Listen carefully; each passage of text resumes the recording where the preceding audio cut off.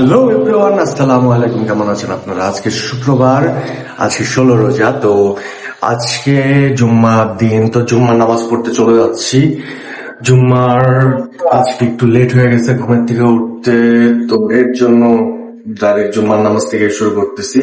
জুম্মার নামাজ পড়ে আসতেছি, ওয়েট করেন আর দেখতে থাকেন।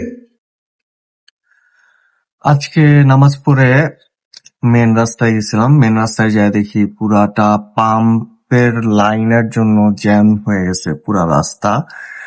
আর লাইন বিশাল বড় পাম্পে। বাংলাদেশে মজুদ আছে তেল মোটামুটি যে কয়দিনেরই, তার থেকে সবার যে কিউরিসিটি যে আমার লাগবে আমার লাগবে আমার লাগবে, এর জন্য যে লাইন আর যে অবস্থা, এই অবস্থার জন্য মনে হয় না 2 দিন তেল টিকবে। 2 দিনের মাথায় অলরেডি ভিডিওতে দেখতেছি অনেকে বলতেছে, ভাই আমি রাত্রে 3টা 4টা পাম্প ঘোরা শেষ, তেল নাই। তো যে অবস্থা, এই অবস্থার মধ্যে আই থিঙ্ক সো যে সবার এত অস্থির হওয়ার দরকার কোনো কিছুই নাই।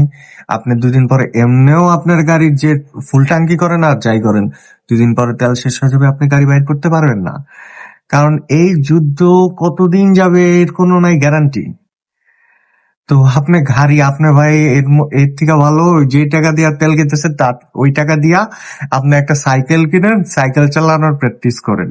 কারণ এখন সাইকেলই কাজে আসবে, এছাড়া আর কেউ কাজে আসবে না।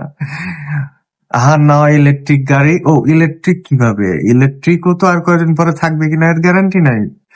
মোবাইল চার্জ করবেন কি দিয়া, কেমনে কি করবেন, কিচ্ছু। যে অবস্থা দেশের, আই থিঙ্ক এটা 2-1 মাসের 2-3 মাসের মধ্যে ঠিক হবে কিনা এর নাই গ্যারান্টি। আর দেশে কারেন্ট থেকে শুরু করে কারেন্ট উৎপাদন বন্ধ হয়ে যাবে জ্বালানির কারণে, তেলের কারণে বন্ধ হয়ে যাচ্ছে, গাড়ি ঘোড়া সবকিছু বন্ধ হয়ে যাবে। তখন আপনি কি করবেন?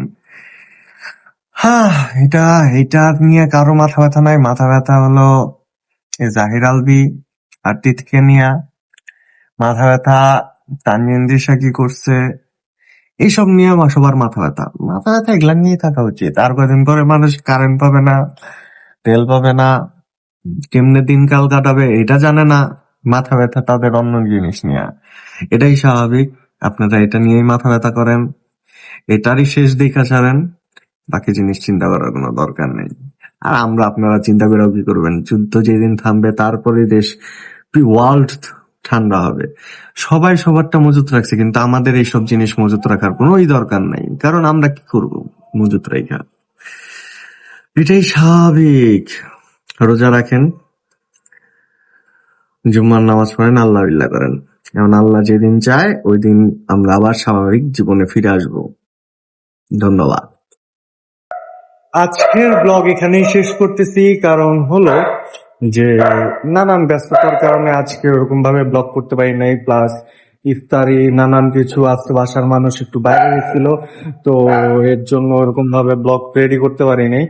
আশা করি আপনাদের ভালো লাগবে। দেশের যে পরিস্থিতি, এরপরে আর বাইরেও যাইতে মন চায় না, কারণ এখন রাস্তাঘাটে বাইর হওয়া, আর তো আপনারা জানেনই বাকিটা। আর আজকে যখন শুক্রবার, তো সবাই আজকে মার্কেটের প্রতি ঝোঁক নিছে। তো রাস্তাঘাটের অবস্থা তো আর বলা লাগবে না, সবাই শপিং নিয়ে অনেক ব্যস্ত। সামনে ঈদ, তো এটা নিয়ে ব্যস্ত। তো দেখি কি হয়। এখন পর্যন্ত মার্কেট করি নাই, আশা করি আপনারা দেখতে পারবেন মার্কেটের ব্লগটাও আপনাদের সাথে নিয়ে আসবো। তো সবাই সাবস্ক্রাইব, কমেন্ট, লাইক করে রাখেন। ধন্যবাদ সবাইকে। আসসালামু আলাইকুম, টাটা।